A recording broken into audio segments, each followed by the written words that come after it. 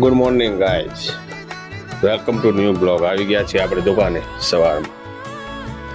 સાંજે માલ આવ્યો તો દુકાનની વસ્તુ આવી હતી થોડીક, એ બધી પડી છે, ગોઠવવાની છે. તમને દેખાડું, લાઇટ બાઇટ ચાલુ કરું. જો સામાન બધો અસ્ત વ્યસ્ત પડ્યો છે, કેમ કે કાલે રિક્ષામાં આવ્યો તો.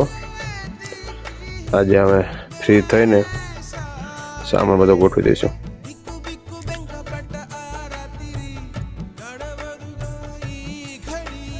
પીવીસી ની વસ્તુ આવી ગઈ છે, એલ્બા બેલ્બા, કપડા બપડા જોઈ તો કહેજો, મોકલાઈ દઈશું હો. પાછો મુંજાતા ને,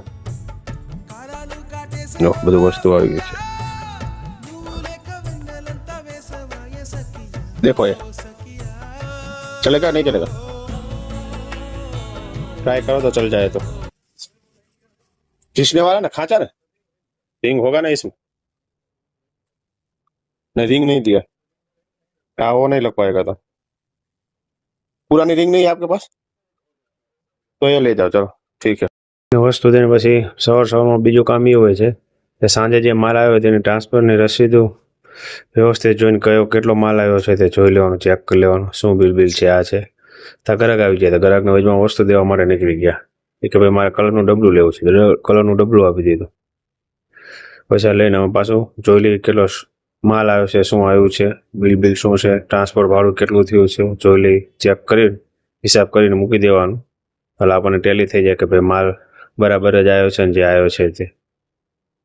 એમાં ઘણી વાર શું થાય, ત્યાં પણ મજૂર માલ નાખતા હોય ને એમાં વધુ ઓછું થયું હોય તો આપણે ફરિયાદ કરવા થાય, ચેક કરી લીધેલું હોય તો.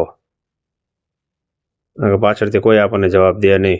ફોન કર્યો તો કે ભાઈ આ વસ્તુ આટલી વધુ આવી, ઓછી આવી છે, કાંઈ ભાઈ માલ ખરાબ નીકળ્યો છે, ટ્રાન્સફોર્મમાં ભાંગ તૂટ થઈ છે, હિસાબ કિતાબ કરીને મૂકી દેવાનું.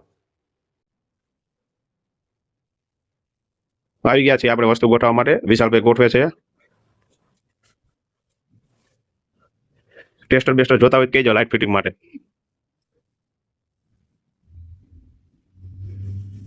બોલો શું કહેશો? બ્રશ સારા આવ્યા હે? નવી વેરાયટી આવી છે. ક્યાંક બહુ કાર્ડ બાટ લાગી ગયા હોય ને તો કહેજો, તો મોકલાઈ દઉં.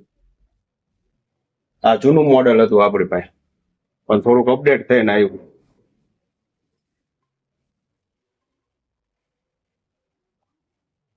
ત્યાં સિમેન્ટનું ટ્રેક્ટર આવી ગયું છે, તેમાં સિમેન્ટ નાખી દે છે મજૂર.